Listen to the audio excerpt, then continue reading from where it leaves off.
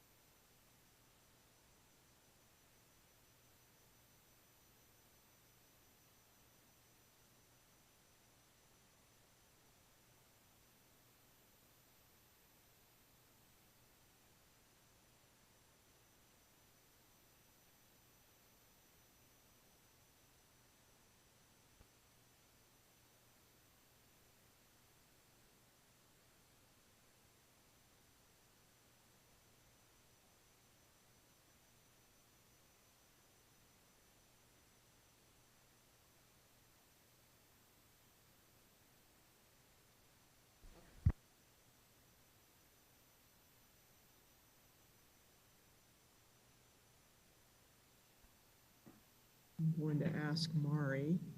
Mari, do you know if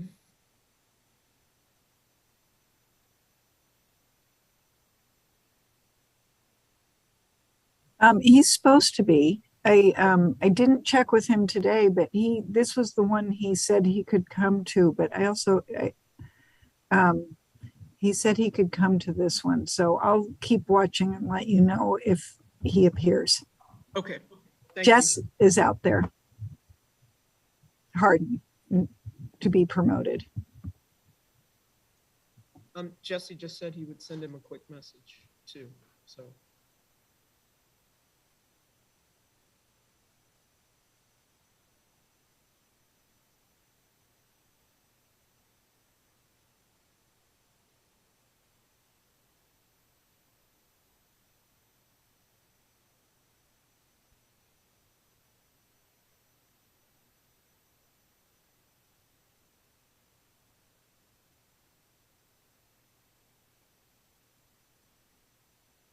Thank you. Go Lions.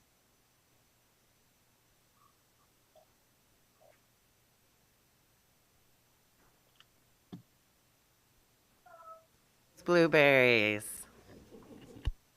It's almost about a month away.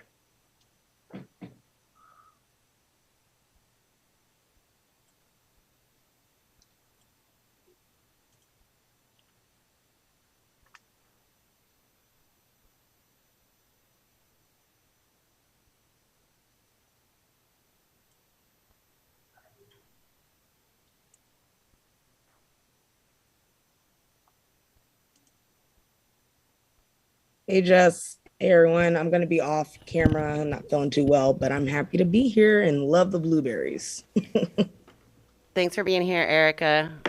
This meeting of the Centennial School Board is called to order at 6:34 p.m. and a quorum is present. Hello and welcome everyone in the room and everyone virtually. Let's see here. The meeting agenda has been distributed in board book. Are there any amendments needed to the agenda? Hearing none, can I hear a motion to approve? Motion to approve. Second. All those in favor, say aye. Aye. Aye. Aye. Aye. All right, it's unanimous. The agenda is approved. At this moment in time, at the start of this meeting, we'd like to take a moment of silence for the victims of the school shooting in Uvalde, Texas.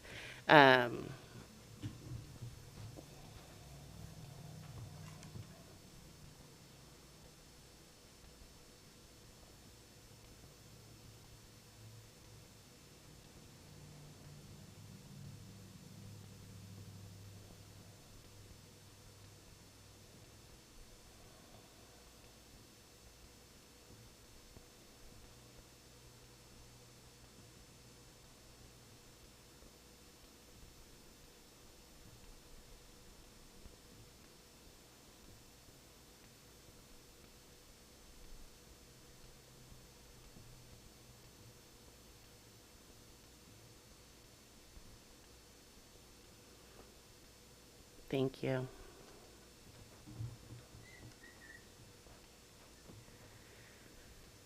At this point, I would like to turn it over to Superintendent Owens to introduce any guests. Great. We have a special guest here tonight. It's my pleasure to share the selection of Marin Miller as the new principal of Centennial High School. Marin will assume the role of CHS principal on July 1, succeeding Mari Scott-Aguirre, who's retiring after 7 years in the role. With over 22 years in education, with the past 15 years serving as a school administrator, Marin Miller has extensive experience at the elementary, middle, and high school levels.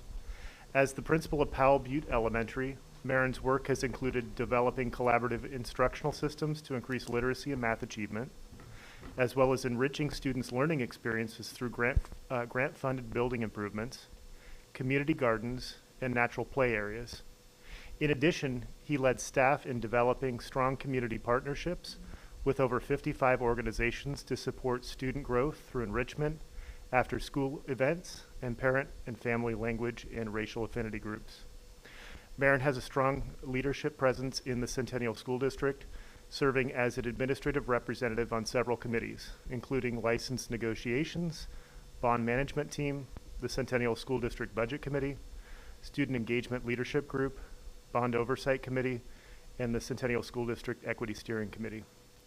Prior to his principalship at Powell Butte, he served as the principal of Sagili Middle School, Sahali Middle School, Twin Lakes Elementary, and as assistant principal of Lakota Middle School at Federal Way Public Schools in Federal Way, Washington.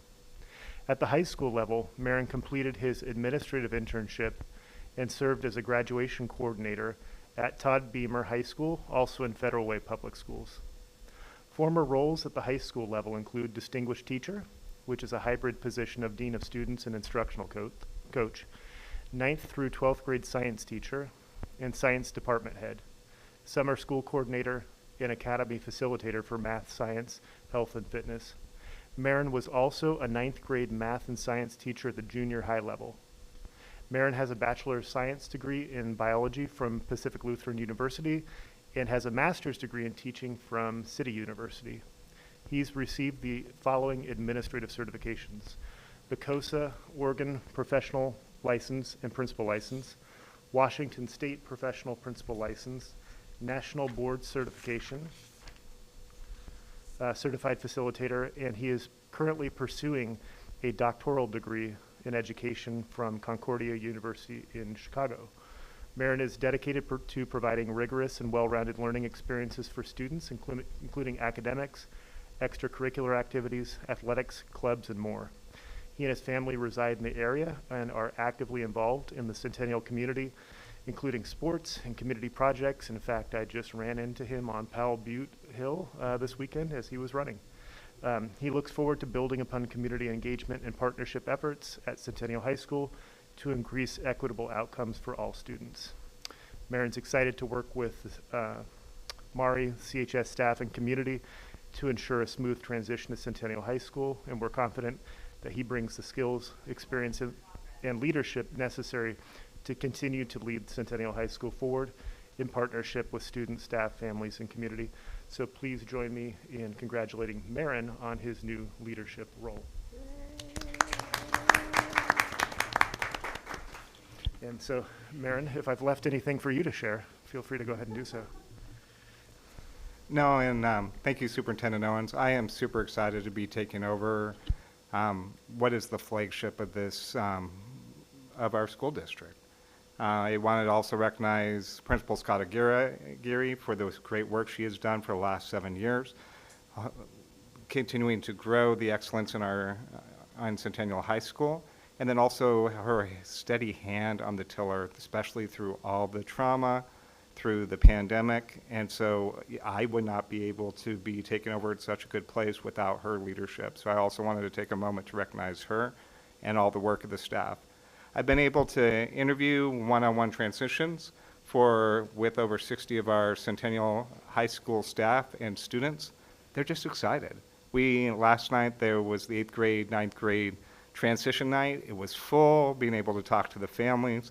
There was lots of excitement. And so, as you might or might not know, my oldest actually went through Centennial High School. I have my middle daughter is in Centennial High School right now. She plays rugby. They just took second in state. So I do have to say that. I have to honor that because, I'm a proud father. And then my youngest is in wrestling in the middle school, and he'll be coming up through. So it is an honor to be in this position, not only, as a father, as a member of this community, but as the future principal, because this is Centennial, and we are going to continue on the great work that has been done and continue to build it. So thank you for this opportunity. Thank you. I didn't know Centennial had a rugby team. That's pretty exciting. I was a former rugby player myself, so that's awesome. It's so exciting. We're excited to have you. Thank you. All right. So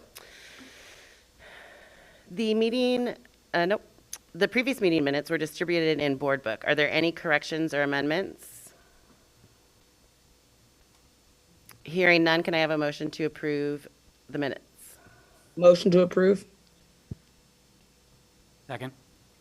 All in favor, say aye. Aye. Aye. Was that everyone?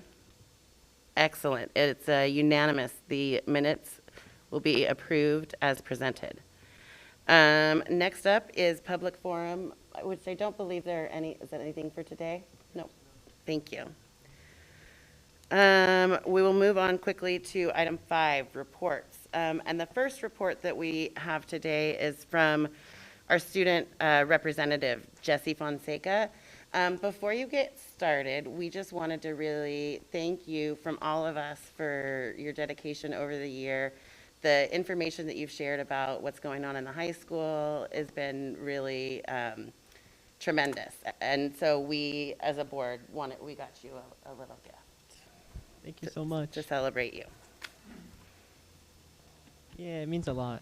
Well, good evening, everyone. My name is Jessie Fonseca. It's a pleasure to finally be here in person, albeit at the very last meeting. But I am really excited to be here. I thank you guys so much for this letter. I'm sure there's lots of sweet things in here. I guess first, a little bit of what's going on at the high school. Just today was senior prank day, so continuing all those traditions that were happening. I heard there's a lot of ducks and a wedding skit involved. So, and then coming up, we have, of course, like prom, which will be on June 4th, and we'll be at the Eagle area around 7 p.m. I believe. And those tickets are on sale now, so seniors and juniors can go get them. And as well as royalty is being voted upon right now, so any seniors and juniors who are interested in that as well. Only seniors were running in it, and so that's how you can vote for your kings and queens. In addition to that, senior all-night party is also happening now. Ticket sales are also happening now, and will be going on through until we have the party, or until the last day of seniors being here, which is June 3rd. Very exciting and also very nerve-wracking. He-Man practices are happening after school. Thursday and Friday are the last 2 practices, and for those who are participating, at least 2 are required in order to participate. In addition to that, I believe there was one more event. I'm missing it off the top of my head, sorry. But I guess a little bit of words, as this is my last meeting, and I just looking back on the last 2 years, I think about how nice it's been to have been here and to have met everyone here. I really hope that I have been able to like communicate what was going on, and I remember last year more I took time to push a couple of my own initiatives like mental health and collecting that information from students at the time. I shared at the last meeting that I was involved in the Youth Mental Health Forum, which we had decent turnout and we had a lot of really great insights and comments made by the youth. And I'm happy to be continuing my involvement with that, and hopefully we'll be able to stay in touch with everyone here to continue that. I remember last year as well as like tutoring that I tried to help out with, and knowing that that's still something ongoing now. I've seen tutoring signs at the library, and as well as some peers who have stuck with it. So it's really exciting to see all those things happening. And overall, I'm happy to have been here. And I know that the next student board representative, Edwin, he's an exceptional person. He's very talented and very good at his cinematography, which he's passionate about, and I'm sure you've seen by now some of what he's done with the assemblies, or if you've seen any of the short films produced by the film club. Very exceptional student, and I'm sure that you guys will be in good hands and help bring even more exciting things to the table. But for today, that is all for me. Thank you, everyone. Thank you, Jesse. Thank you, Jesse. Congratulations, Jesse. And my understanding is our incoming person is there with Daniel Shelton, and the REAP presenters. If Edwin would like to wave at us and say hello, that would be great. From the distance. Hi back there. We look forward to meeting you. Thank you for taking this on. All right. Thank you so much, Jesse. And we're excited to meet you, Edwin. Next up, we've got the REAP program report from Daniel Shelton III, REAP program manager. I would like to remind you that we've got a pretty strict time limit of 10 minutes. And if that ends up going over at all, the board will follow up with you with ways to continue to get the information that you all have worked hard to present today. But I'll turn it over to you. Yeah. Can y'all hear me? Sure can. All right. You can see my face too. Okay, great. Well, this is REAP. My name is Daniel Shelton. I am the Youth Direct Service Manager for Centennial School District and also Gresham School District. Here we have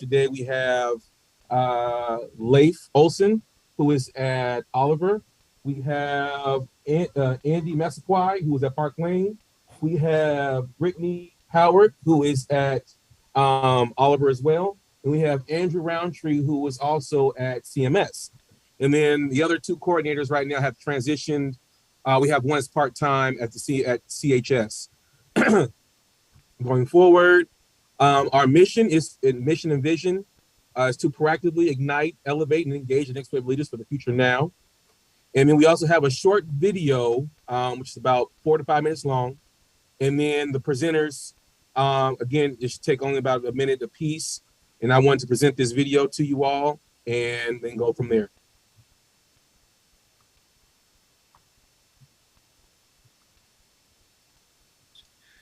You're a co-host, so you should be able to share your screen. Okay. Thank you. That's a good thing. Here, let's see. You know what? That might be a problem.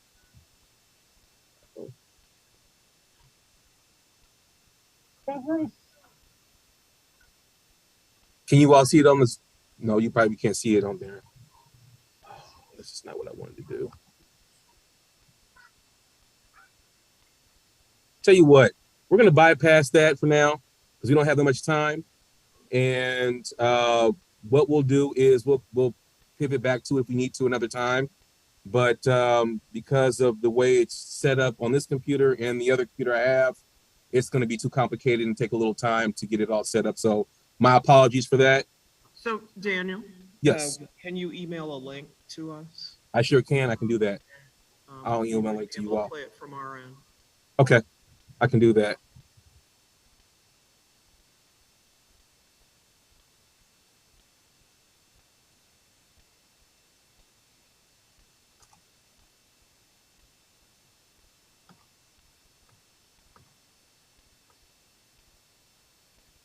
course not. We'll do it now.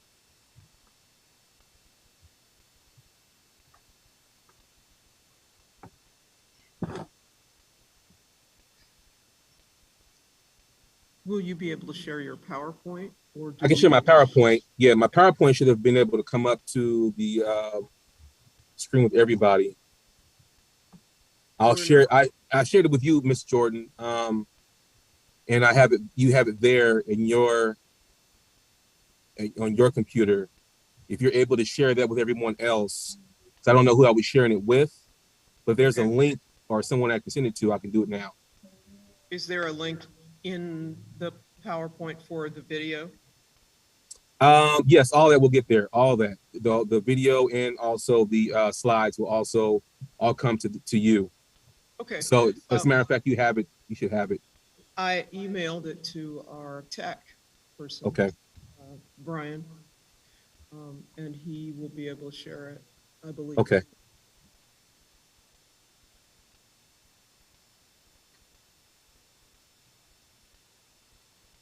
So then do you want me, what do you want me to do now then? You should have it up there now showing, there we go.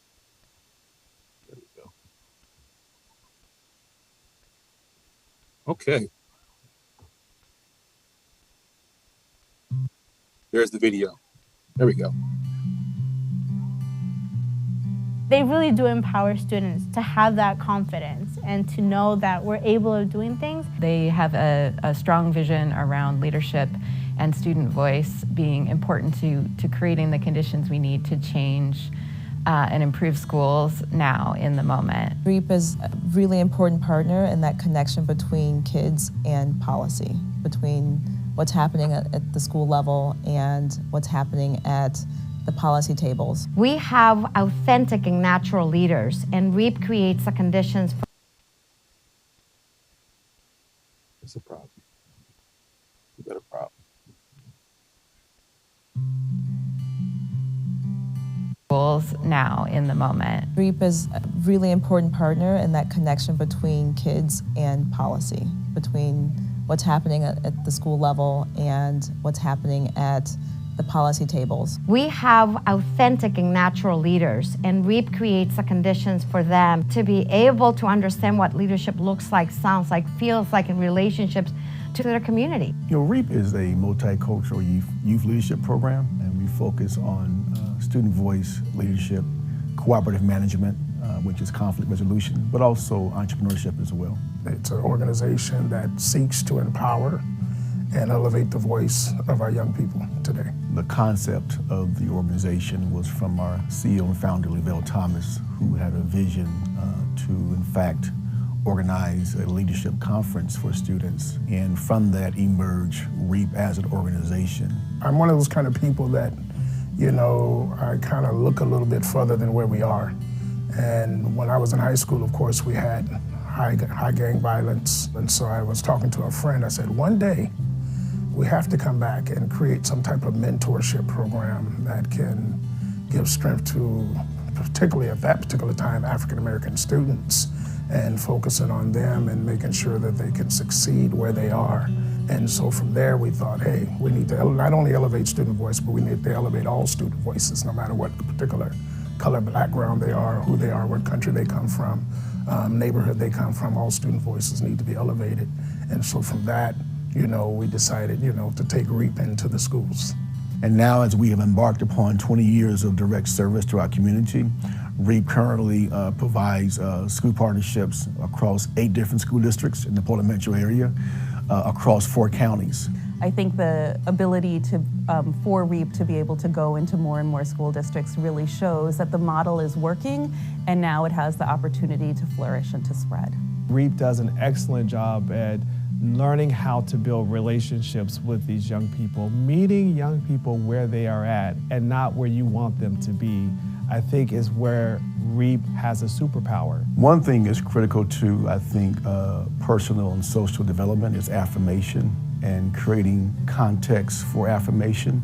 And what REAP does as part of our core approach to youth service work is to, in fact, create interface opportunities where students can, in fact, engage with elected officials, with educators, policy leaders, CEOs of businesses and whatnot, is to have them to have the opportunity to kind of share their story, their perspective, and lend their voice, and to see students being able to see themselves fitting in the landscape of our state, our nation, our world. We partner REAP leaders with Oregon Association of Student Council leaders to work together on issues of student voice and student contributions to education policy. Some of the work that we're doing together legislatively involves student voice and therefore students being actively engaged in that work. And if you got a chance to meet some of those young people like I have, pretty darn impressive. And REAP is working with these students of color, with these English language learners to be able to build leadership for the future. And we know that our future is dependent upon our kids. I think REAP has been just a powerful advocate in sort of insisting that there's a place for youth voice at the table. Whether you were interested in just policies or education, that environment was just always so supportive and so encouraging. Now, I mean, I've been president of like multiple clubs in college and high school. I just think back to that experience and how I'm able to say that I've done this before and I believe that I can do it again. So REAP creates the conditions for students to feel and be who they are, proud and amazing. The impact of REAP is being able to hear the countless stories from students, one, that the things they thought were not possible, they could not do, they find themselves doing. The impact of REAP is being able to go into a school culture and climate and literally see tangible transformation take place to really inject possibilities. It is giving students a sense of purpose, a sense of relevance, a sense of being engaged with at some point where they may have thought not to be engaged, not to feel relevant about life, you know. So yes, REAP is about hope. All right.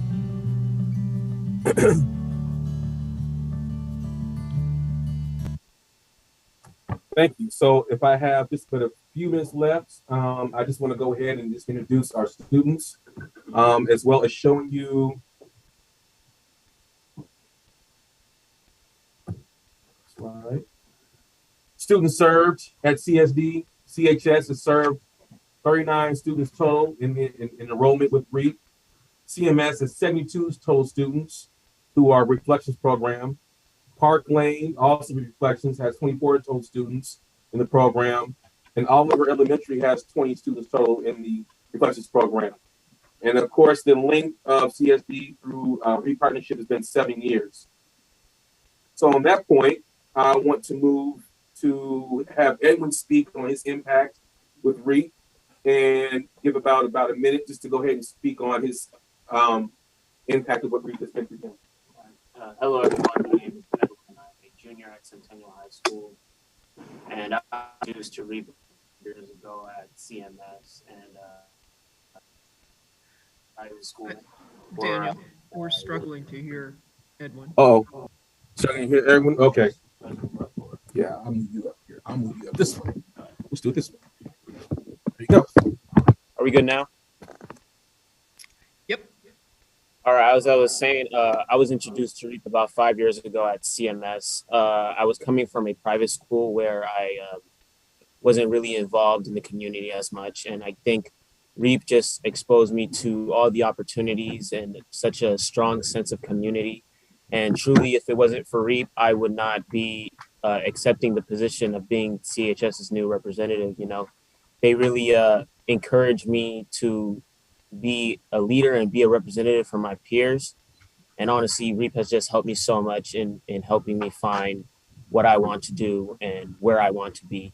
So I think all of my REAP advisors throughout the years, even at the middle school and now at the high school, I think it's very important for, you know, more students to get involved in REAP in terms of, you know, coming back together as a community, especially after the effects of the pandemic.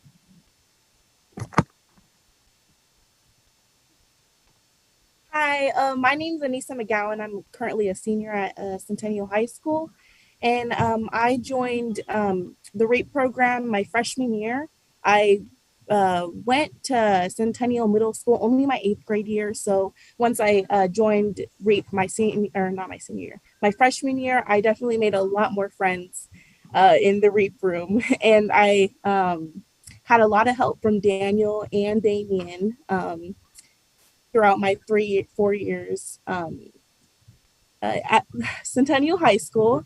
But they've definitely helped me a lot involving what I wanted to do for my career and getting me grants for the future and stuff like that for scholarships. So I definitely appreciate them for what they've done for me.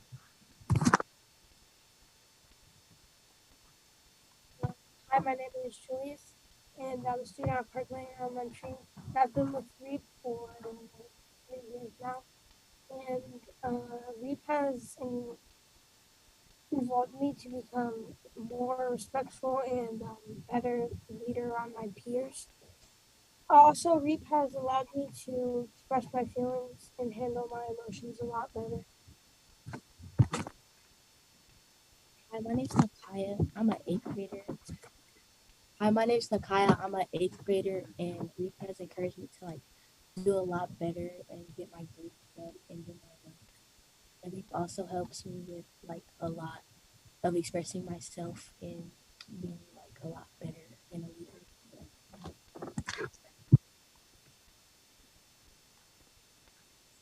That's all we have as far as students are concerned to speak today.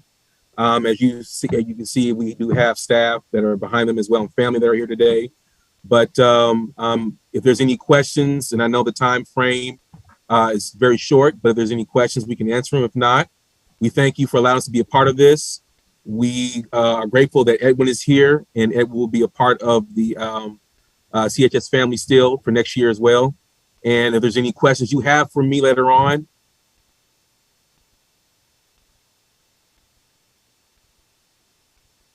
success of REAP as time goes on. So Daniel, we'll share your PowerPoint with the board so that they can see some of the statistics that we were not able to get to. No problem. Thank you. Thank you, Daniel. I just want to recognize the work that you and your staff and the youth have done. It's really important to be building up leadership skills in these youth, and it shows in the way that those youth presented themselves. It really shows the work that you've been doing. And so thank you to you and your staff. And I look forward to hearing more about REAP and maybe having a conversation with you at some point in the future. Definitely. Thank you. Next up, I will turn it. Oh, are there any questions from the board or anyone? No question, but thank you, Daniel, for coming, and I look forward to learning and figuring out how we can work together in the district more. So thank you. Appreciate it. Thank you. All right, next up we have the superintendent's report, so I'll turn it on over to Superintendent Owens. Great, and I just wanted to offer appreciation to Daniel and the REAP team and the students that presented as well. I've had the pleasure and privilege of being the district's liaison to the REAP program for the last 6 years. And so I've enjoyed getting to work with the program. And we have schools established at Park Lane, Oliver, Centennial Middle School we added about 4 years ago, and then Centennial High School we've had for the entirety of that grant. And Daniel in particular has been really good to work with and super responsive to issues or questions or anything of that sort. So I just wanted to add that before I get into the superintendent's report portion. Also just wanted to congratulate Jesse.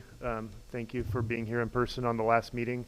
It's been really a privilege to get to know you the last couple of years. I look forward to hearing about your successes in the future. You represent the best of Centennial. And you've done a really nice job of engaging in all of the different clubs and activities and things of that sort. So I can really tell you've made the most of your experience and you're reaping the benefits. And I look forward to conversations with your mom about how you're doing. And I'm excited for you. So congratulations. Absolutely. Pam, are you able to give me the access to share? I have a presentation to include.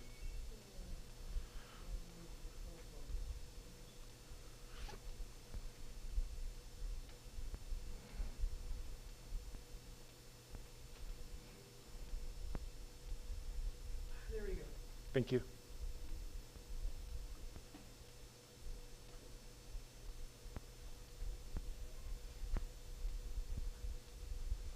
Great, so I've got some community engagement type elements to start with, and then we'll go internal for the second half of the report here. So the first thing I wanted to share with you is our annual retirement celebration is this Thursday, May 26th, so tomorrow night at 5 p.m. at Persimmon Country Club.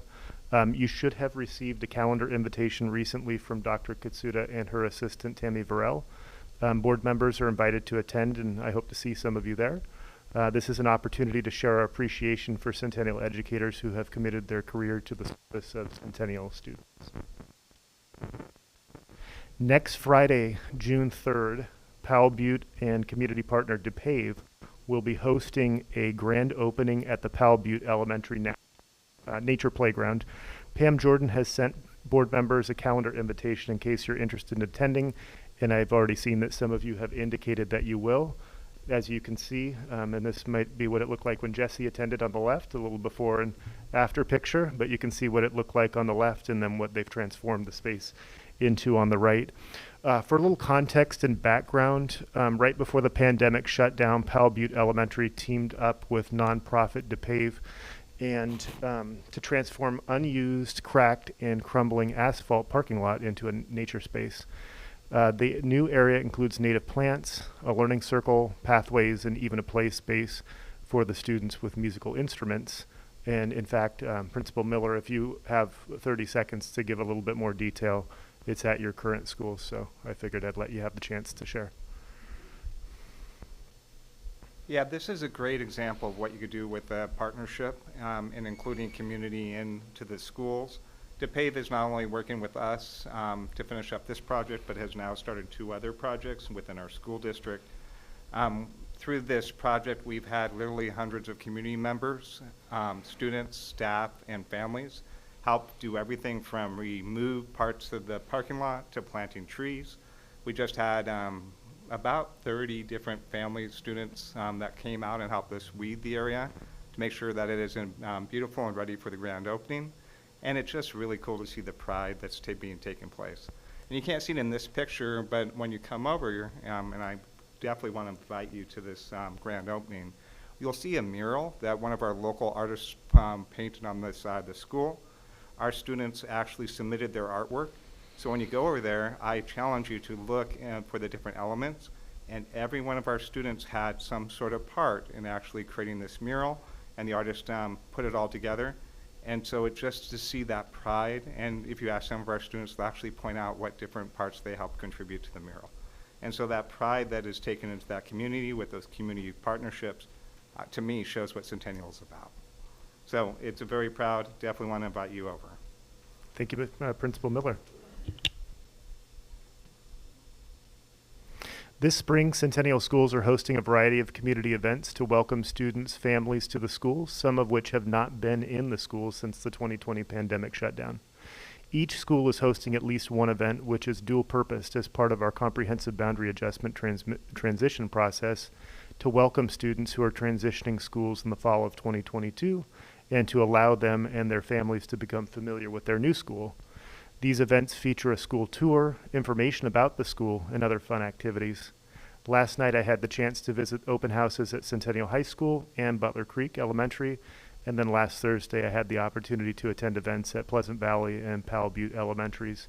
In my Friday update to the board, I plan to share a link to our webpage where it has the whole inventory of spring events so that you can see all of the different things that are happening at the various schools. Kudos to Chief Swenson for the work that she's done in pulling together all of the event calendars so that there is information available to parents and families to know when and where these events are taking place. Our cabinet continues spending time with our operational departments to get a better understanding of the work that they're doing, the successes they're experiencing, and the challenges that they're running up against. The plan is to continue meeting with each department every 6 months, and on this past Monday, we met with our technology department for the second time this year. Director Southerton is doing a nice job of setting up the structure for these sessions so that they are productive and so that the departments can see the follow-up actions that have happened as a result of their input. important for people to see the efficacy of, hey, I shared this, and this was the follow-up action that took place as a result of me sharing my concern.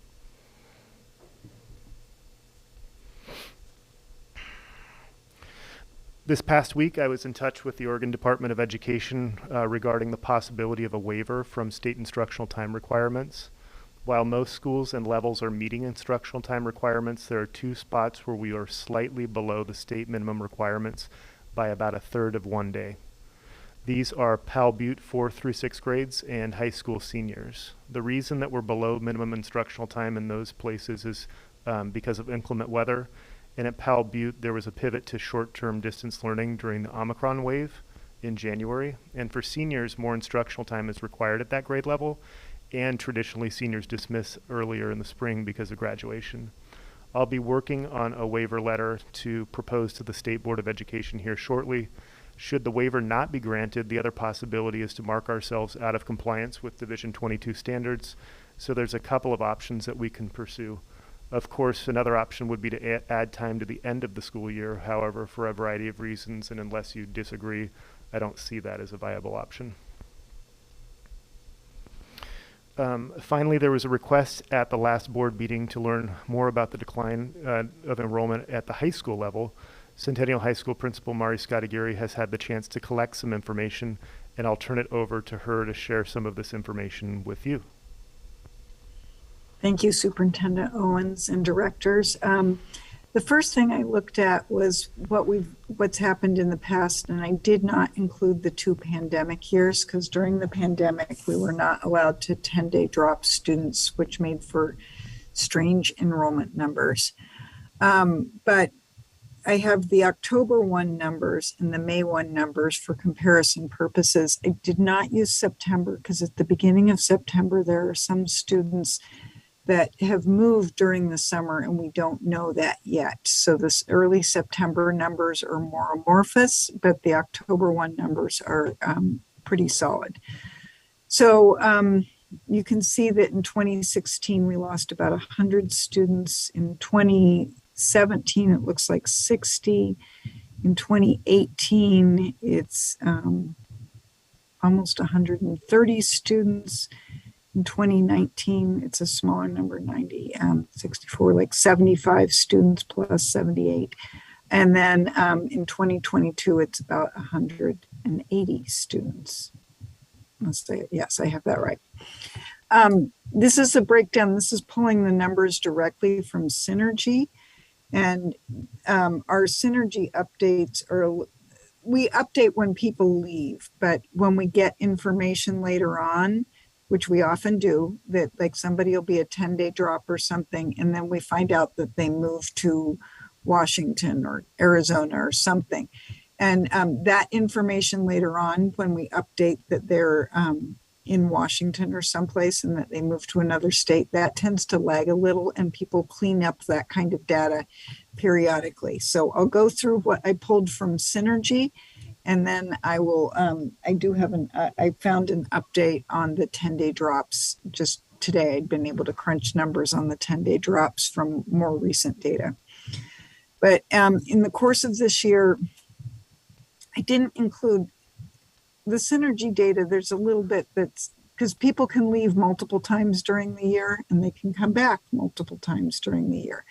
So you'll notice that this does not add up to the numbers that I shared, and I can't make the numbers balance within Synergy because of those multiple moves. But within Synergy, we had 117 10-day drops this year with no reason listed. We have 91 students that moved to a different school in the district. That could be CVA, open school, Rosemary Anderson, tutoring, outside placements. 34 that moved to another district in the state, 17 that moved to another state, 9 that graduated. 2 of those graduates were from CVA. 6 moved to a non-public school. 2 left for disciplinary reasons. 2 left for health reasons. 1 withdrew for personal reasons, and 20 have no reasons listed. And the two graduating from CVA reminds me that even though, like within my Synergy data includes all students that left CVA, even though they don't show in my enrollment numbers, which is part of why my numbers don't totally balance, and it's hard for me to totally sort out. But I was able to re-pull from another method where my 10-day drops are, and my 10-day drops that are just Centennial High School are 84 actually. And so I probably don't, the other numbers are also going to be lower, the numbers moving to a different school, but probably not as much because more people will go from Centennial High School to CVA than the opposite direction. So that's the information of where students have gone this year.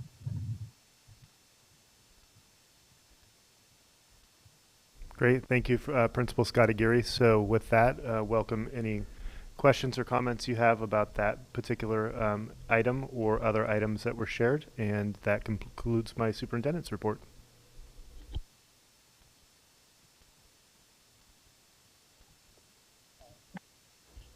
Thank you, Superintendent Owens. Are there any questions? Director Andrews. So Principal Scott Aguirre or even Principal Miller, I guess I don't understand what the 10-day drops are. What does that mean? A 10-day drop is when a student stops coming to school for 10 consecutive days, and on day 11, we need to withdraw them by law in the state of Oregon. And some students will have a 10-day drop. We would code it differently, but they would be gone for 10 days. We know they're gone for 10 days to an illness. And we'll add them back as soon as they're able to reattend school, and we'll re-enroll people for various things with 10-day drops. So a 10-day drop could be for something like that if the parent wasn't calling in an illness. If they called in an illness and told us that, we would have said withdrawn for health reasons, not for a 10-day drop. So hopefully our 10-day drops, most of them, are, this isn't hopefully. Hopefully in our record keeping, our 10-day drops are because we haven't been informed at all as to what's happened, and the student has disappeared. I have a follow-up question. Do you think that this number of either 84 or 117 could have multiple 10-day drops for the same student? The 117, I tried to clean that up, and that I think that's true in the 84 also. Okay.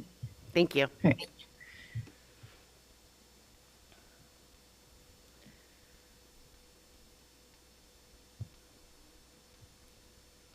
Any other questions?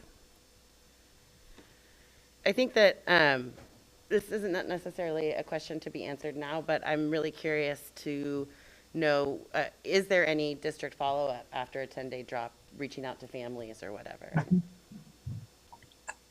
Yes, all of 100% of those 84 are assigned to reconnections. And this is a program that districts had for a while, and Denise can go into lots of detail on reconnections, but we have a reconnections coordinator who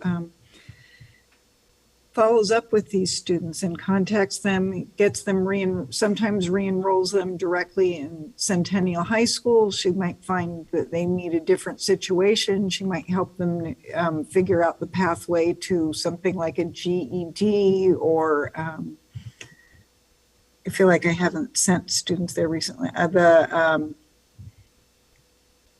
can't think of the name of it right now, but finding the best pathway for the student to complete their education. And she works closely with students and families to find a good situation for them. And sometimes it's bringing them right back to CHS, setting them up for credit recovery and some other supports so that they'll do better next time at CHS and not drop out. And she's good at following up for that, just chasing down and figuring out they did move to Texas or something. And then we can mark that they moved to Texas and not have them count as a dropout. Thank you so much. In addition to that, Multnomah County and Multnomah Educational Service District is partnering with all of our districts around re-engaging youth, because there's actually thousands of students. Last count pre-pandemic, there were about 6,000 students in Multnomah County alone who were not engaged in school. And so the MESD, with support from all the districts, has written multiple grants to increase the re-engagement activities. And so there will be a website opening that will advertise re-engagement and who to contact in the process. And information will be shared with culturally responsive providers and many, many, many other places across the county, so that students and their families can help to get them re-engaged if they're not sure how to begin that process. It's fantastic. Thank you. All right.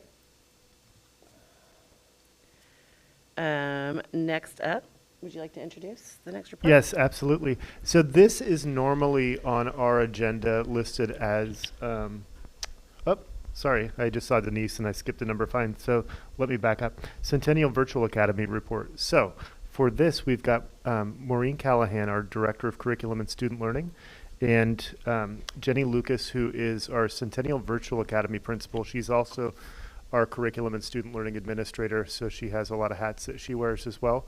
And so they are going to bring us some information as we consider continuing Centennial Virtual Academy, which is in action items later in the agenda. We felt it was important to give you a current state of affairs as presented by the two of them, and to have them let us know some of the research that they have done this year around current practice and best practice as we think about continuing this program into the future. So I'll let them go ahead and take it away.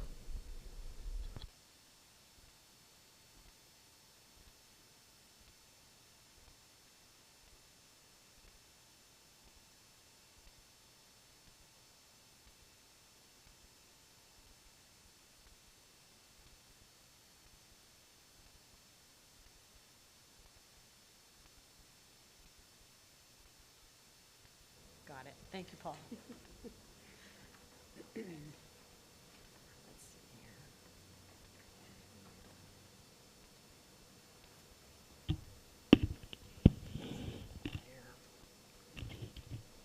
All right. Testing. Okay. Good evening, Board of Directors. Jenny Lucas is here to provide a report on our Centennial Virtual Academy. We continue to strive to build a guaranteed, viable academic program for our students who choose to learn virtually. Jenny will share the essential elements of the program, including key indicators from our students. Thank you. Good evening, Board of Directors. Last year, the CVA staff worked together to create a mission statement that reflects our district's commitment to equity and describes the essence of the online learning experience. With equity as our foundation, CVA offers all students an opportunity to engage in self-directed, scholarly experiences that empower them to take ownership of their learning with personalized support. Our guiding principles are the drivers for our teachers to provide a successful CVA experience for each student. We meet our students where they are and provide a personalized approach to manage their learning. CVA meets the needs of a variety of learners. While the pandemic has been a motivator for some families to choose CVA, there are many reasons why learning from home in an online environment works better for some students. The reasons listed here are just a few that are represented by our current student body.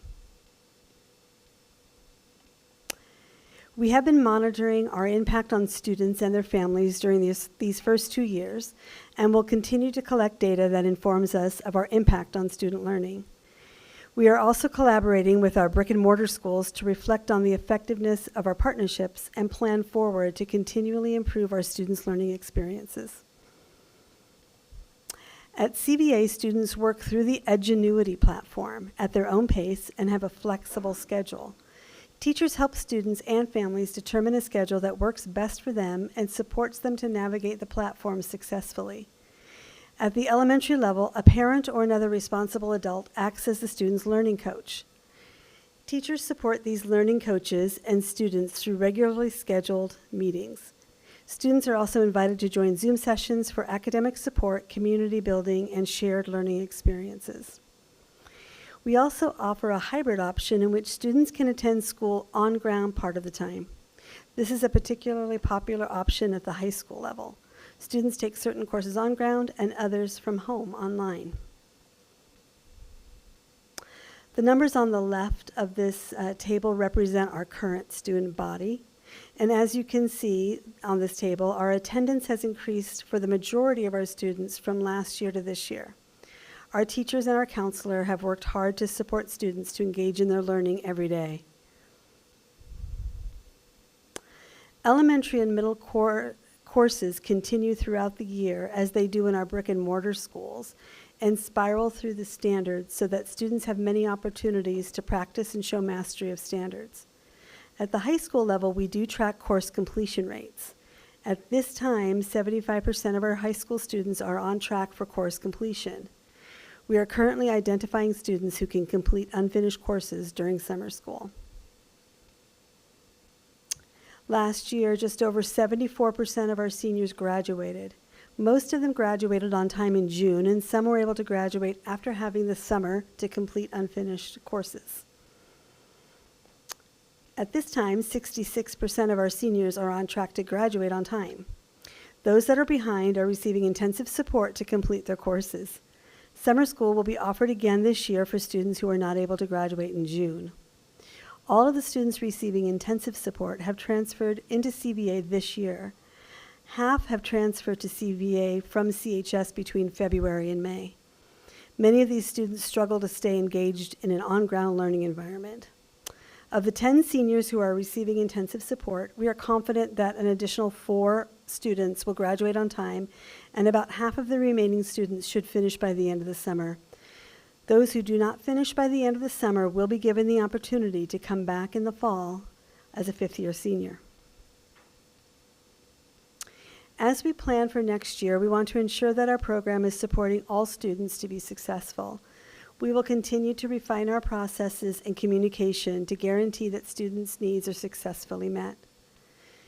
Before we move on to reporting about our virtual curriculum adoption, are there any questions about the CVA program?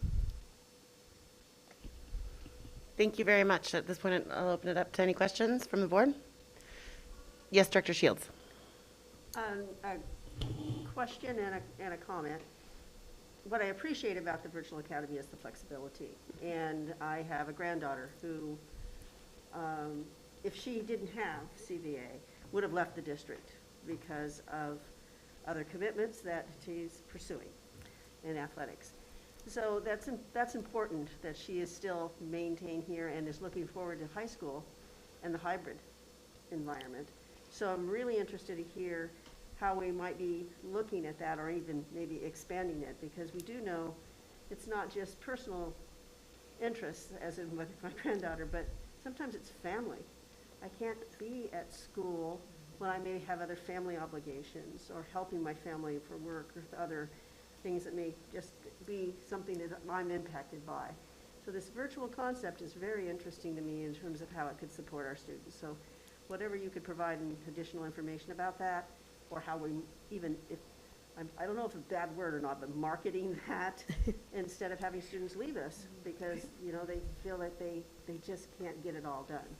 So how do we tell our students that this is an option? Yeah, that's a great question. Well, we've been building up our website to try to get information out to the public. You know, we've also been working really closely with CHS. We've had lots of communication between our counselors. So if a student comes up and is struggling to be in school all day, we can offer them CVA for part of the day.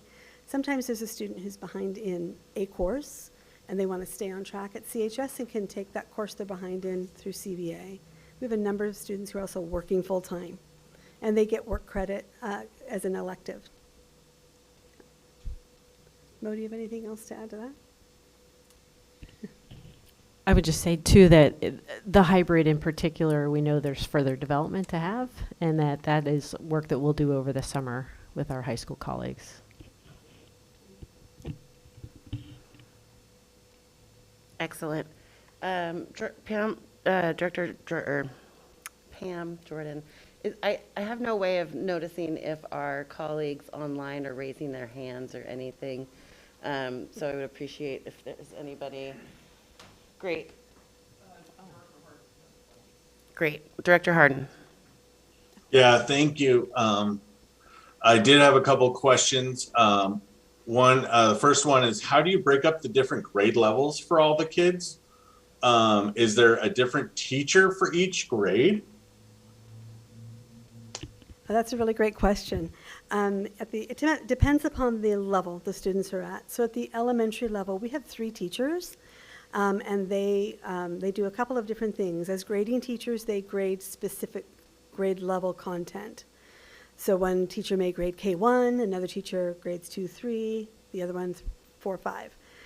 They also have a caseload of students that are multi-aged, and if there's 3 or 4 children in the family, that one teacher visits with all of the children in that family, and they have regular meetings, at least 2 meetings a month with the families to support both the students and the parents, because at the elementary level, the parents are very involved in the students' work. We call them learning coaches. It's very similar at the middle school level as well. We have 1 teacher right now who's teaching all of the content.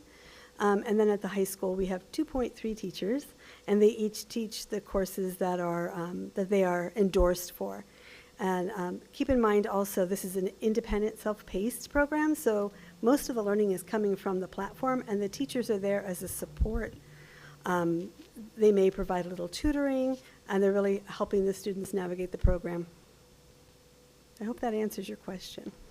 That does. Okay. That does. Just a little perspective. I did have one other question, and it was, how do you, we might not have enough data because it's been going for a couple years, but are kids staying for 1 year and then going back into the schools, or are they continuing when they're in the virtual program, continuing in the virtual program? Oh, that's a really good question. We have had quite a few families who have stayed with us for 2 years, but we've had 2 very different years. Last year we had a number of families that left us as they found out that they could be in their neighborhood school experiencing CDL, and that just seemed like an easier way for them to learn. And this year we've had the opposite. We've had a lot of students coming to us, particularly from the high school, to be at CVA. So the 2 years have been different. They haven't been stable. I think in the next few years we'll start to really see trend data. Great. Thank you so much. Excellent. I had a question. I'm curious what opportunities there are for social emotional learning, especially at the elementary age.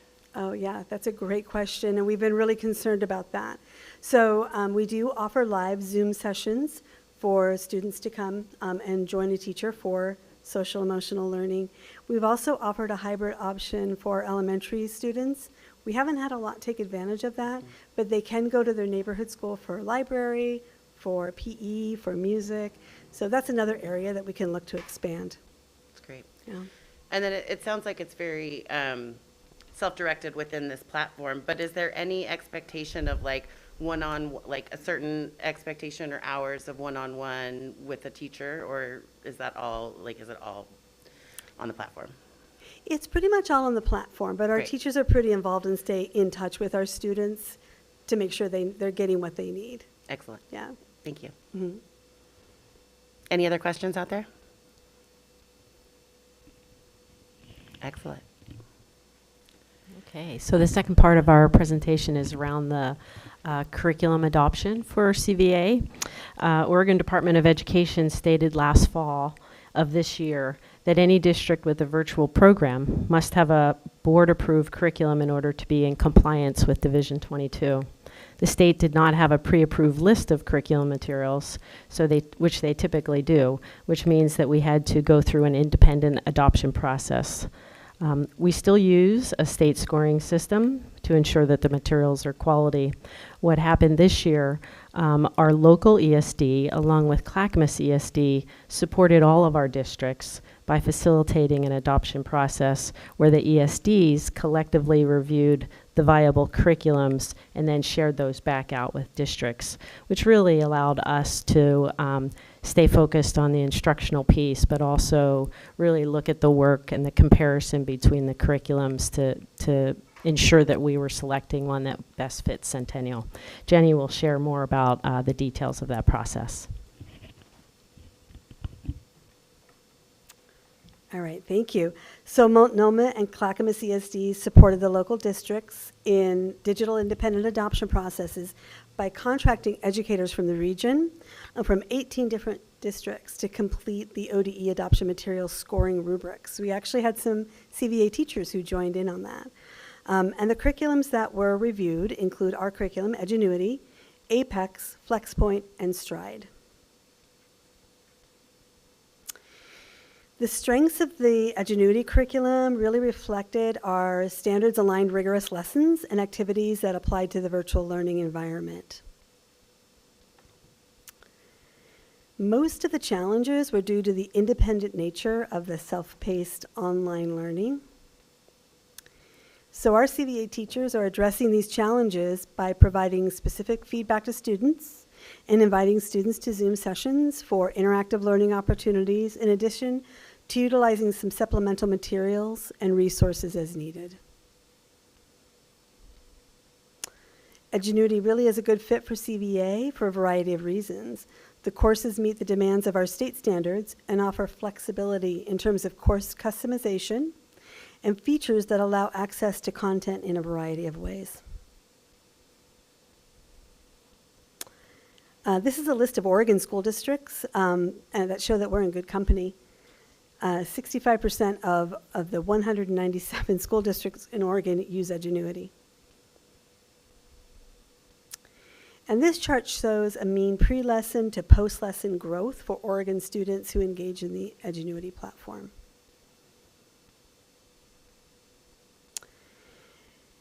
There are two platforms for Edgenuity. One is K-5 and one is 612. So the K-5 platform is designed to meet the needs of younger students. Video presentations offer students engaging and stimulating lessons. Teachers can customize courses in a way that allows for dynamic learning experiences for our students. Students can spend more time on learning skills and concepts that they need and less time on skills and concepts that they've already mastered. The 6 through 12 platform is also allows for course customization, and data is available for teachers and students to monitor their course completion and their success with individual assignments. Multiple assessment types are also featured to allow students to demonstrate mastery in different ways.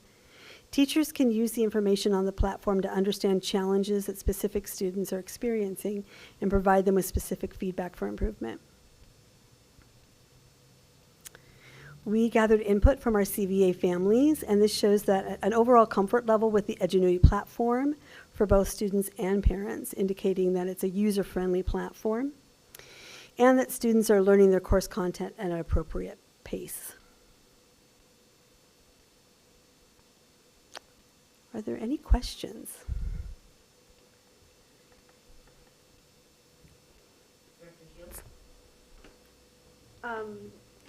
You know, we started all of this because of pandemic times, right? We'd been thinking about it, but we hadn't pursued it yet. And then we were sort of kind of scurried quickly into it. We noticed at that time, pandemic, that we were losing students to other virtual programs. And because they just didn't know when we didn't have it up and running yet. Are we capturing any of those students who left us to go to, you know, the ones I see advertised on the TV, right? You see the open academies or whatever they're called. I know we had students who were looking elsewhere, but again, I guess it goes back to that hybrid. If they knew that we have it here, and especially with the connection to their local school, right, in the district, how do we reach out to some of those students that are still pursuing maybe their high school diploma in particular, and bring them back under our fold, under our roof? I can speak to that briefly and see if Jenny has anything to add here. Last year, we developed a letter to send to all of the students who are attending in other virtual academies outside of the district to see if there were some that we could recapture, given the information that we now offer, an online and a hybrid approach. And so I don't know if Jenny can speak to whether we were able to recapture any students through that correspondence. We were able to recapture some, and I had a number of conversations on the phone with families about it, yeah.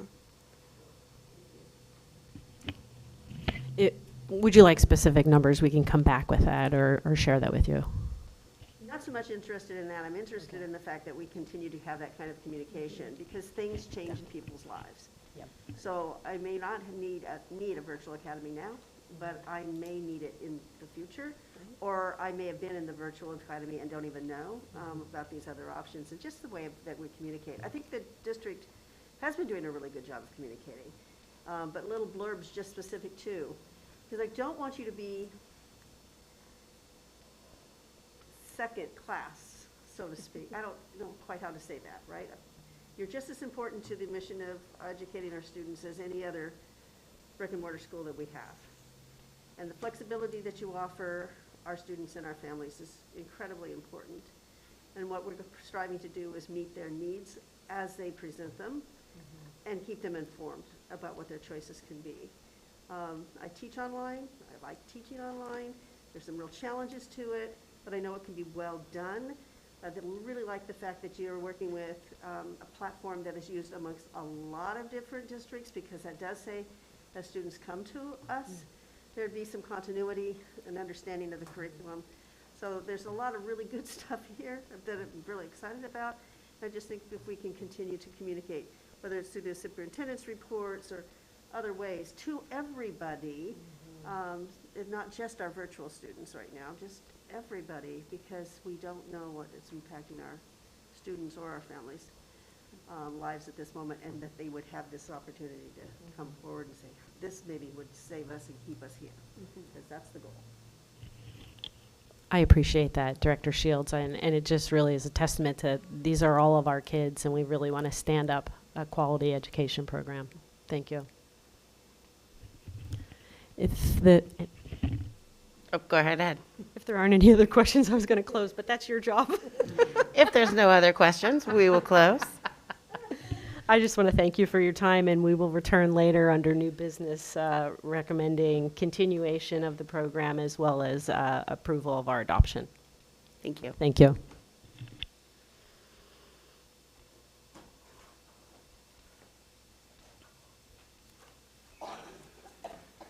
All right.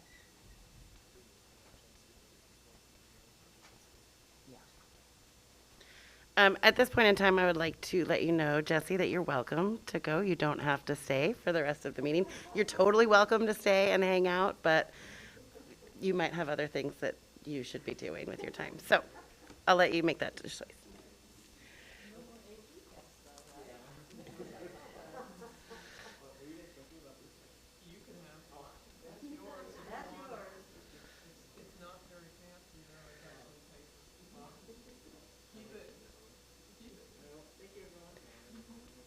Thank you, Jesse.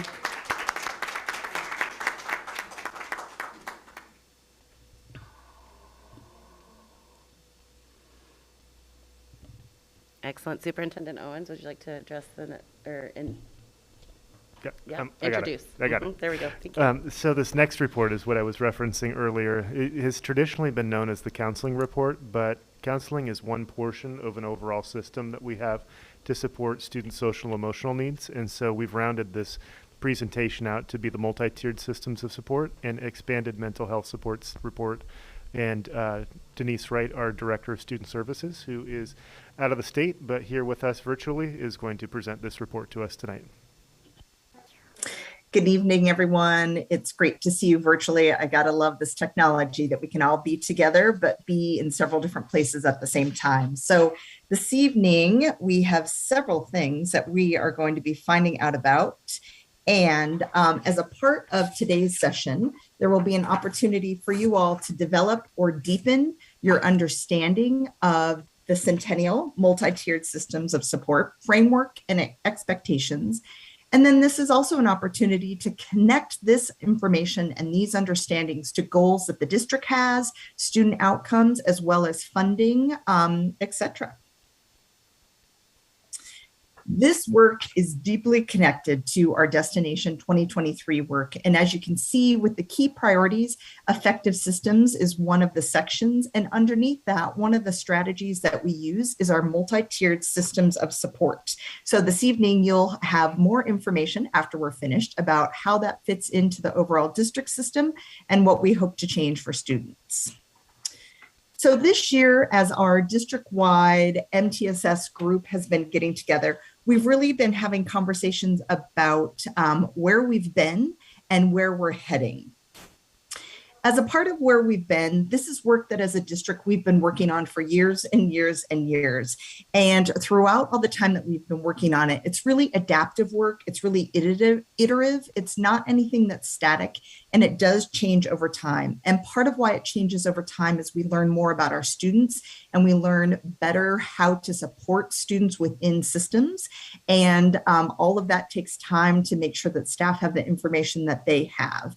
Part of where we are going is that in the past, as we've worked through our systems, we've been in a lot of different places throughout the district for each building. And this year, we're really trying to focus on being on the same path, going towards the same goal. And as a part of that, we have deepened our understanding of what that looks like. And so let me share a little bit more about that.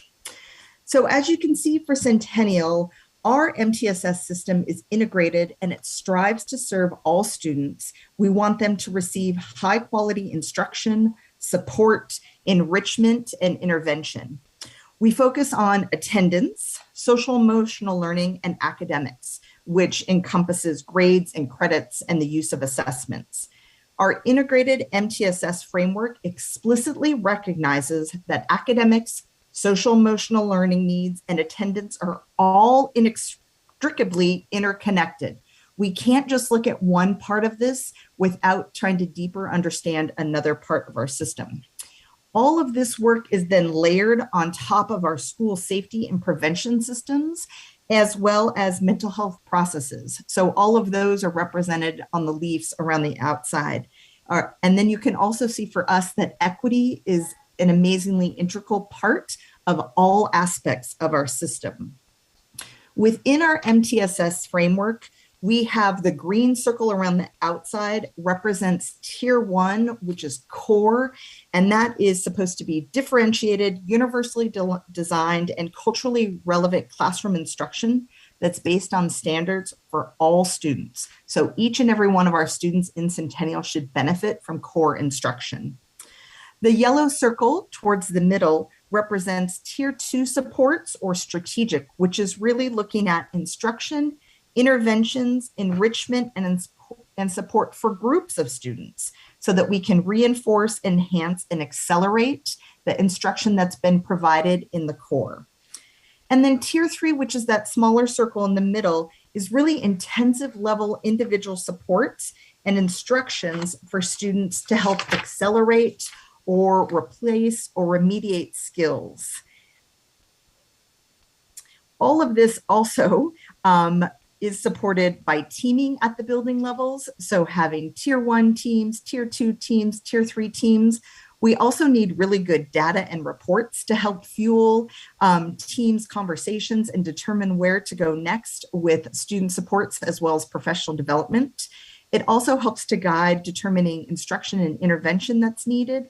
And then we constantly have to review and monitor both at the individual student or groups level, as well as our system level. And this work is by no means has it arrived completely for our district, and it's messy work and it's continual work. And so we have a lot of places where we're going to celebrate tonight, as well as a lot of work that we still have before us. So I did want to share a few examples, and if needed, Mo and Jenny, I might ask you to join in and add a little bit more details for academics if I missed something. So for the first part of the circle, talking about academics, these have been focuses of the work this year that really focuses on that tier 1. What are those experiences for all students? Our coaches in the district, as they've been working to deepen their skills and as they're working with teachers, they are focusing on optimal learning environments, which really hit on several pieces that are a part of our systems and really support students feeling seen and heard so that they can excel academically. There's been the language arts and ELD adoption work that's happening. We had our anti-racism and universally designed for learning professional development that occurred in the fall. And then our coaches and our buildings have picked that information up and they've been running with it through support with PLCs and additional professional development and time at the building level. Professional learning communities is essential to our Tier 1 core work. There is work and support around what is the definition of core instruction for Centennial. And then having a comprehensive assessment system is really important so that teachers have the information that they need to guide instruction to help students exceed. Jenny and Mo, is there anything else you want to add into those pieces?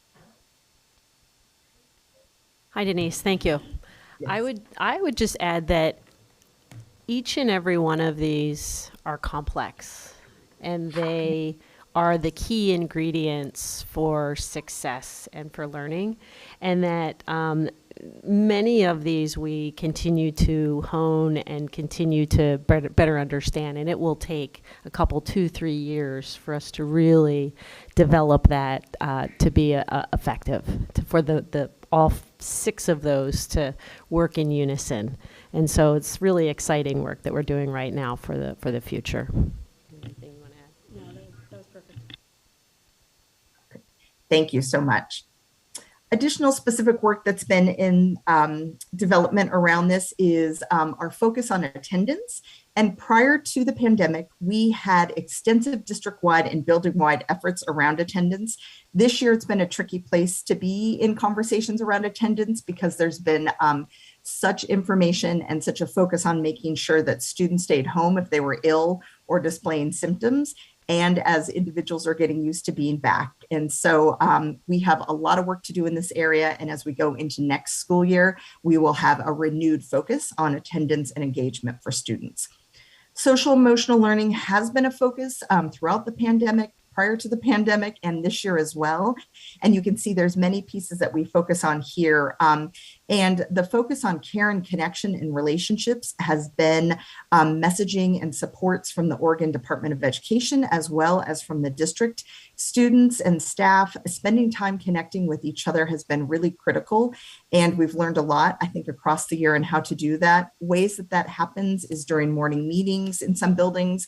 In our secondaries, they're having advisory and community sessions that help to build those relationships. And then we do have supports with our Centennial Guiding Principles for Social Emotional Learning that is supporting this work. We have enhancements to our Danielson rubric that really address some of these pieces that as staff members we can look to support students. And then we have worked with our comprehensive school counseling programs that also support social emotional learning for students. All of this work at the Tier 1 level is then supported by teams, and we have teaming expectations.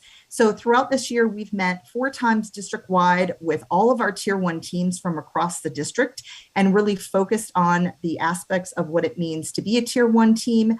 How do we actualize this? And this is a work in progress for sure. We've shared information with all of our Tier 1 team members on how to access data. And as has been identified several times, this is an area where we definitely need to grow so that buildings and staff have the data that they need quickly so that they can support students. At the Tier 2 level, when we're looking to support students, there are several things that we have worked on this year. And the unfinished learning plan that was developed in concert with the requirements through ESSER has several areas to support students who missed opportunities during the pandemic.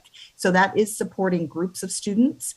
At our elementary level, we have sensory spaces in almost all of our elementaries in partnership with the Shadow Project, as well as sensory toolkits that have been developed. There have been increases in opportunities for activities, different athletics, teams, and then we do have groups that are increasing across all of our buildings as students are sharing what their interests are and trying to have that connection with one another. We have added 2 school social workers, which I will spend a couple minutes just highlighting that work specifically, because this is new to Centennial and it's been really significant what has occurred already. And the tier 2 teams are guided by our teaming expectations as well at the tier 2 level, because they have different work to do than our tier 1 teams. So for our school social workers, this is literally work that started, as you can see, January 21st of this year. Here's a quick timeline of the work that's occurred. January 3rd, one of our school social workers, that was their first day, Erin, began right after we came back. There was a referral form that was launched and available district-wide by the 21st of January. And then by January 24th, our second school social worker, Grace, was on board. During February, the 2 of them visited every single counselor across the district to address and determine needs and themes that were coming up in all of our buildings. And sorry, this work is like so powerful that's been happening for kids. So it definitely touches me. So they were responding to referrals district-wide. And at that time, because of many of the themes from the counselor visits and what was coming up with referrals, they developed a resource guide that has been shared with all of our school counselors, tier 2 teams, and our school psychologists, so that at the building level, they have students with needs, they're able to access and determine what some of those resources could be. In March, they began sharing updates with all of the buildings around students they were supporting. They also helped to deliver food boxes prior to spring break to make sure students and families had food access over the break. During April, we met with Portland State to determine how we could bring on at least one school social worker next year and began that prep work. And then interviews took place for the hiring of our school social workers for next year. In May, just recently, the referrals were closed so that everything can be wrapped up and ensured that the students that have been referred for can access services this year. They're making plans for what students and families can do over the summer. We launched Care Solace just 2 weeks ago, which has been busy, and there have already been 20 warm handoffs, as they call it, with students and families being referred and engaging with services. And then there's been increased collaboration with the high school security team and specific staff there. So this is a lot of work for 2 people just within a few months. And this was made possible due to ESSER dollars and will continue to be supported through SIA dollars as we go forward. There were 121 referrals that occurred from January until they closed last week. And as you can see, 41% of those were labeled urgent, so meaning someone needed to respond very quickly to support students and families. This shows all of the different numbers of referrals and percentages by building so that you can have kind of a framework of who's been reaching out. And as we can see, Centennial High School has had the largest number of referrals, which makes sense because they have over 30% of the students in our district, and that they are keeping our social workers really, really busy. And the partnership that they're developing with staff and counselors there has been really important and significant to students.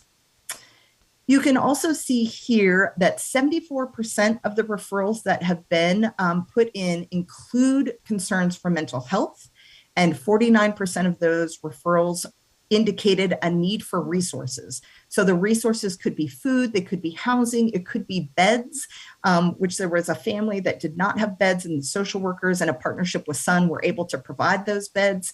And so it can come at any level of resource, but you can see the variation of what's coming for referrals and what school teams are reaching out to the social workers about for students. And then with that, our tier 3, and there will be an opportunity for questions in just a minute because this is a lot of information. At tier 3, when we look at those individual level supports, again, our unfinished learning plan is supporting students. We added collaboration hours this year to support if teams were working to come together to plan educationally for students with really complex needs, that they could get paid additional hours for that. Again, sensory supports can support groups of students or individual students. The social workers are supporting both looking at groups of students who might need some supports as well as individual students. Care Solace, which we spoke to, is live and active and a resource for families, students, and staff. And then this year, we did increase our school psychologist FTE by 0.5. So what's coming for next year? We've got a lot in the works, as you see. So for our social emotional learning, we will be implementing responsive classrooms, K-8. Oliver Park Lane and Patrick Lynch have been utilizing the programs and those resources and supports for multiple years now and have seen dramatic changes in their school culture. And we're looking forward to having that K-8. For academics, we have the new adoption. We will have our continued work with Universal Design for Learning. And then we also, in partnership with the Shadow Project, will be adding reading mentors for Tier 2 supports for groups of students. Attendance, as we talked about, engagement and participation will be a big focus. We also know that we will continue to ensure that we can have data that's accessible in reports that make sense to staff. And then, as always, we have our process documents and resources that we want to make sure that are available. We also will be adding a third social worker to support. We have 2 more school counselors that will be starting next year at the middle school level. Between Centennial Middle School will have an additional counselor, so they'll have 3 total, and Oliver Middle School will have 2 counselors. And then we will be adding another learning specialist that will be supporting Oliver Middle School as well. So that was a lot of information about the system works that is occurring. As I've stated before, we have a lot of work to do, but there is a lot to celebrate. And I appreciate all of your support when it comes to supporting financially and your interest in a lot of the work that we shared today. And I do hope that you have a deeper understanding of the work. And if there are any questions, I'm happy to answer them now. Thank you so much. I'm looking for any hands. Director Lynn, go ahead. Yes, and thank you so much for the presentation. Well, I just hope that we can continue to hear more about this and support, you know, when we see the referrals for threat to others, suicide or self-harm, you know, of course, our heart goes out and we really want to reach out and do anything we can. So if there's anything that these social workers need or the psychologists and anything we can continue to do to support that and make sure that they are not lacking in trying to help those kids. I really hope we can. I'd love to see the Care Solace and the resource guide, if we can get that along. Supporting PSU interns, I love taking advantage of that. I hope we can continue to take advantage of that.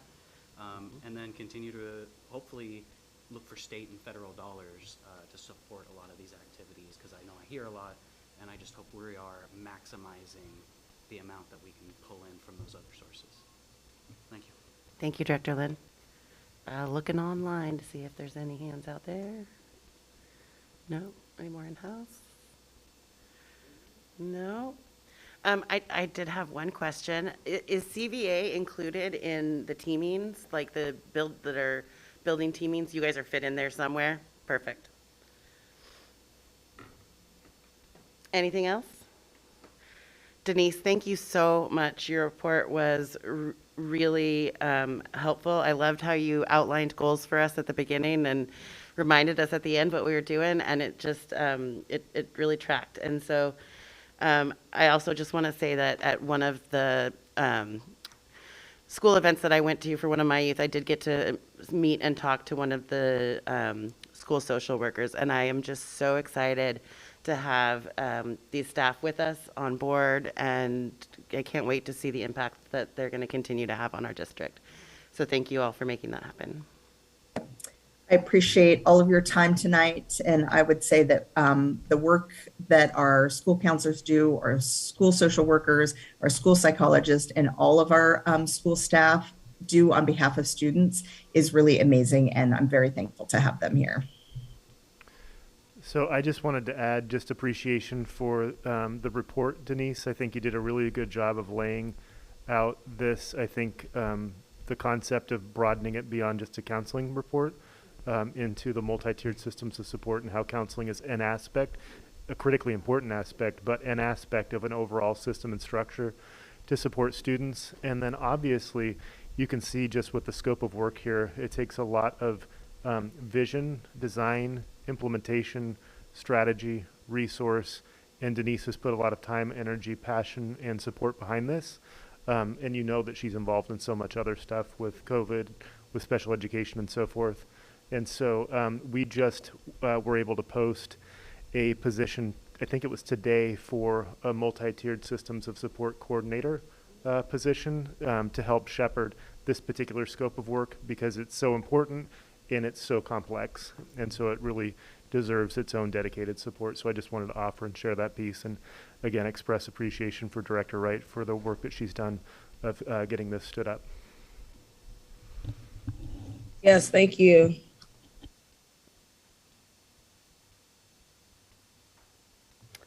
All right, let's see here. Shall we roll on to confirmation items, or are we needing maybe 5 minutes? Let's roll. All right. Thank you very much. I'm going to pull up my notes here.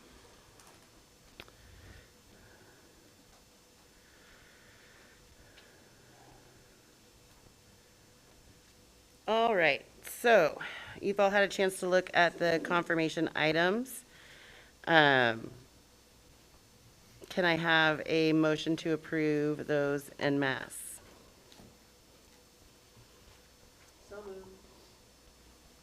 Second. Any discussion or questions? Seeing none, hearing none, let's take a vote. All those in favor say aye. Aye. Aye. Aye. Aye. Excellent, that is unanimous.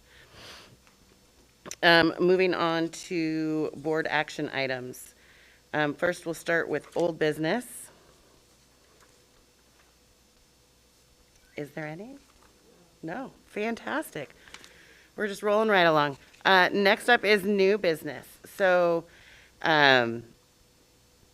we've got a couple of things here, and then after 7.2.4, the board will meet in executive session, and then we'll come back and talk about everything. So first off, please come right back on up. Marine Director Callahan, excuse me. Thank you. So we are recommending the board approve the continuation of Centennial Virtual Academy for 2022-23 school year. That's all I have. Fantastic. Can I hear a motion? Second. All right, let's see here. Do we have any discussion items, questions, comments, concerns before we take a vote? Hearing none, we can take a vote. All those in favor say aye and raise your hand. Aye. Aye. Aye. Aye. Aye. All right, it is unanimous. Centennial Virtual Academy program has been extended for the 2022-2023 school year. Great, thank you, Chair Slawski. Number 2. Okay. It is recommended that the board approve the adoption of Edgenuity for content instruction for Centennial Virtual Academy. Motion to pass. So moved. Excellent. Second. Any questions or discussions? Hearing none, let's take a vote. All those in favor, raise your hand and say aye. Aye. Aye. Aye. Aye. Unanimously approved. Congratulations. The approval of the CVA curriculum has gone through. Thank you. Next up is Dr. Katsuda. Well, good evening. I am recommending that the board approve the adoption of the 2022-23 school year calendars for elementary and middle schools, Centennial High School, Centennial Virtual Academy, and Centennial Transitional Center. Motion to approve? Yeah. I move as presented in board note 7.2.3, calendar for 2022-2023. Second. All right. Are there any questions, comments, discussion items that need to happen?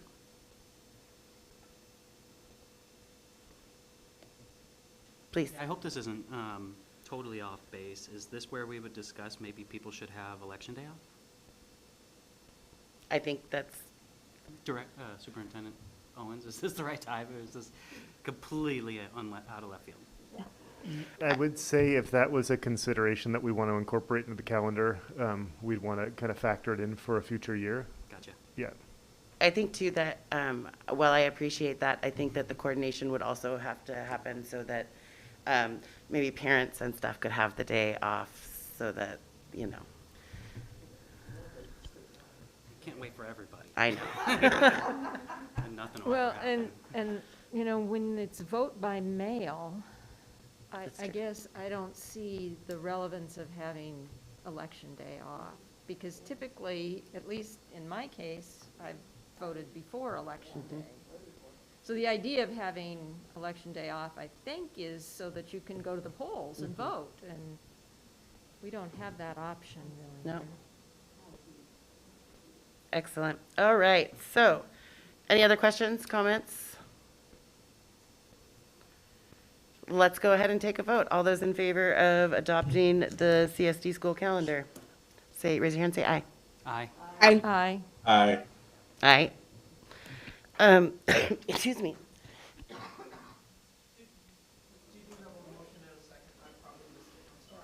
Yes, Director Shields motioned, or first, and yeah, Director Andrews seconded. So that's approved. Moving on, we would like to approve the calendar for the our CSD board meetings as presented. Can I get a motion? Motion to approve.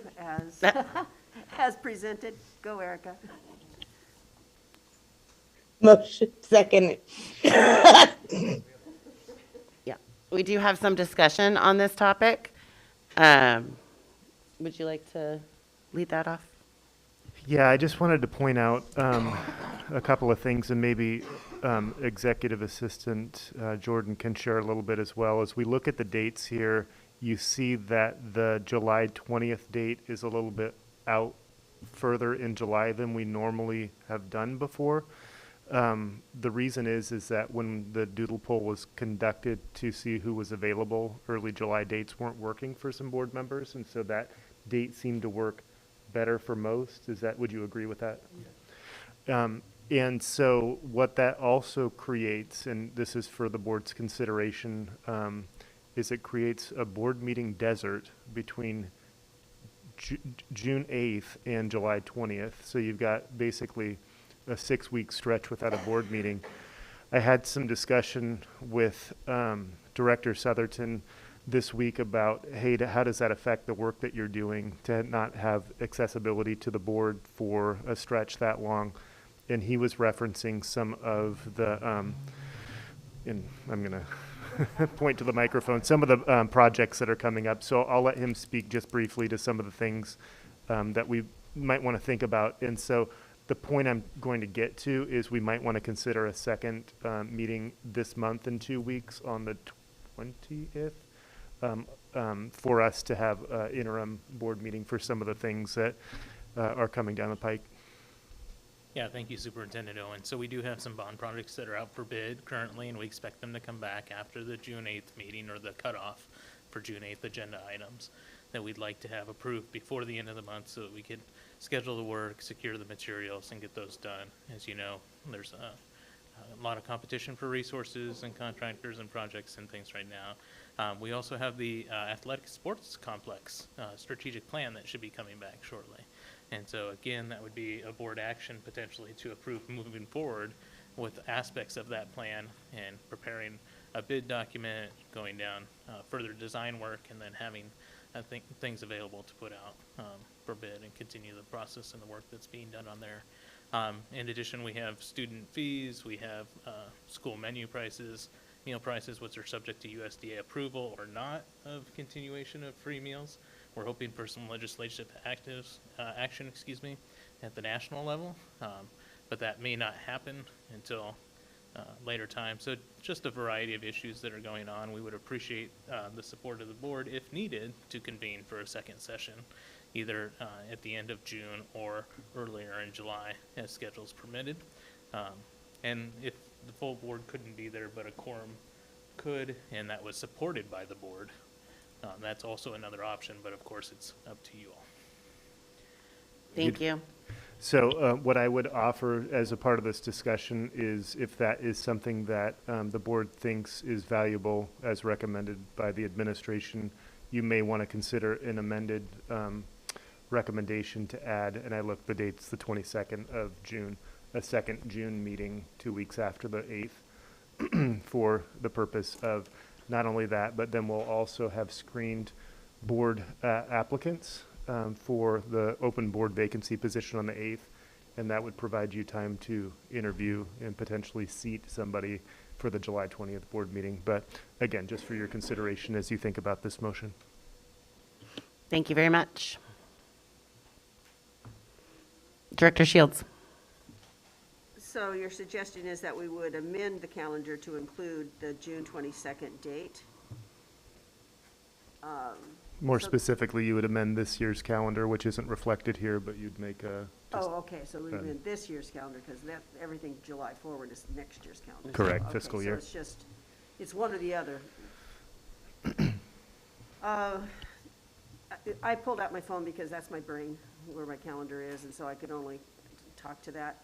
If we were to add, we would still have the option for Zooming in case we had a conflict, is that correct?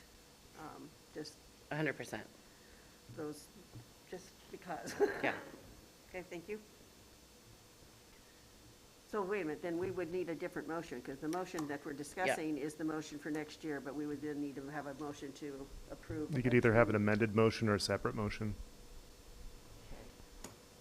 Or whatever Chair Solowski thinks would be appropriate here. We could do the separate motion, because this one's I supposed think to that be makes sense. specific to this calendar, and then we'll just motion for an additional meeting for this year.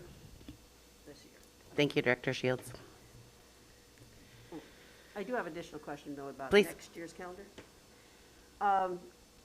It's fine. I just needed to know, because I don't remember. Strategic planning, our Destination 2023 took a lot of time and a lot of input. And I know we have in the past taken a date and considered it as a board workshop date, which has been involved day hours, you know, an afternoon, all day. There's a lot of varieties of ways that that's being done. Are you considering working on that strat plan in some form or fashion that we would incorporate it into this calendar? These would be the specific board dates, the workshop dates for the second meeting. But in addition, we would have these other meetings to start working on our Destination 20, XX. Yeah, exactly. 28, 30, 25, who knows? No, that's a good question. So let me answer to the best of my ability, and if I don't get it, then ask again here. But the plan here is this. We will meet on the first Friday in June with MESD and the state of Oregon to talk about what the integrated planning process will look like and convene our first team meeting to talk about that internally. So that will give us a better idea of a timeline. We have a penciled out timeline for the next year, but we don't have the dates solidified to the point where I could tell you on this point, like, oh, it's going to be on X board meeting where we will be bringing that forward. We should have that established fairly soon. What I can tell you, and Mo, correct me if I'm wrong here, but the plan is due to the state for the integrated planning in March. And so we would want to have the board engagement probably somewhere in February. I'm just looking at February 22nd meeting date is standing out to me. And so we will know more here in the next few weeks, I'm hoping, in terms of what that process will look like, because the first Friday in June I referenced, we'll be having a team meeting, and then we will be having 2 full-day team meetings in late June to talk further about the process. My idea is that in the August board meeting, that would double as, and correct me if I'm off base here, Chair Solowski, that would double as the board retreat. And we would dive more in depth at that point, kind of like we did with the flow analytics process this year for the boundary review. You'd get a deeper dive on what the strategic planning process could look like for this year. And so then we would be able to really kind of solidify and establish at that point what we think would be the appropriate timeline. And then what I'm thinking we would do is we would purpose an existing meeting on the calendar for a deeper dive there rather than establish a separate meeting. And I think it would probably be that later meeting in February if you were to ask me today, but that could change.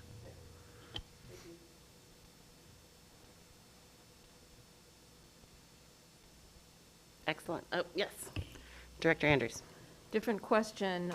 So this will be the second year in a row, and maybe more than two, that we'll have a second meeting in June.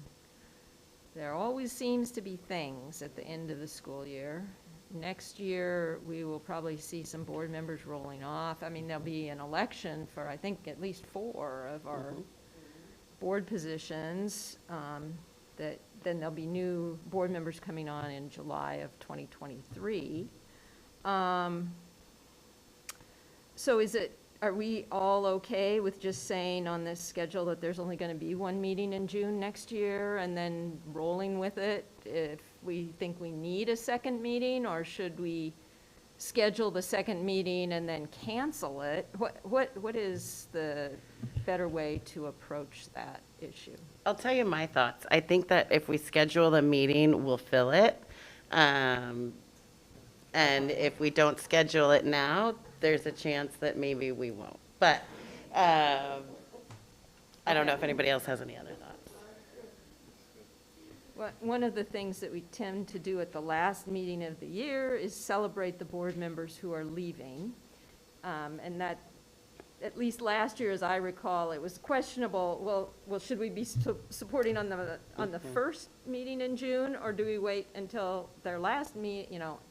So that, I mean, that's just something we deal with. But if you don't know until the last minute if you're going to have a second meeting, it makes it a little more difficult. That's true. Any other thoughts?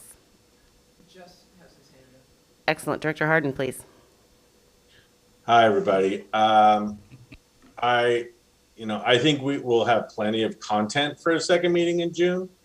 It feels very odd, talking about June 2023. And, I can sense the angst amongst people. What's easier, schedule it now and then take it off, or just go with the flow? I mean, I'm a go with the flow guy, but if people are feeling like they need to mark the calendars for 2023, then I'm down for an extra meeting. I bet we have content though. Mm-hmm. There's plenty of stuff to do. I just say that, hi everyone, sorry. I would probably just say for us to schedule it, just so we have it on the books, because it does seem like that it's like a repeated thing. And if we don't need it, we can always let it go. So that's just my 2 cents. Director Shields. Did I make the motion, or Eric, did you make the motion? Now I'm getting myself confused. But as makers of motions and seconds of motions, we could amend the motion to include the June 28th date to this draft of meeting schedule for 2022, 2023. Whoever did it. I think in the past, we've said, if needed, parenthetically. We can do that. Yeah. Yeah. And maybe we could do that. Or it says here at the bottom, I guess, the second meeting of each month will be a board work session. Well, but that doesn't say that it may be canceled, but, okay. I think that's great. I could look up what we do with an amended motion, or Director Shields. If you have the motion in a second, approve the amendment in your time. Okay. Second. Yeah. Mm-hmm. Are we done? We had a vote real quick. All those in favor, say aye. Aye. Aye. Aye. Aye. Excellent. And then we have one more motion on the table, and that is to add a June 22nd meeting to the 2022 year. Second. So moved there, Erica. All those in favor say aye. Aye. Aye. Aye. Excellent. At this point, we will be moving into executive session pursuant to ORS 192.6602E to conduct deliberations to negotiate real property transactions. Notice session will be made in executive session. At the end of executive session, the board will return to open session and welcome the audience back into the room. Okay. Yes. Yes, let's take 10. Mm-hmm. We have a separate link that we'll be logging in. Well, yeah, so we'll. Yes. We will see you all shortly. Thank you.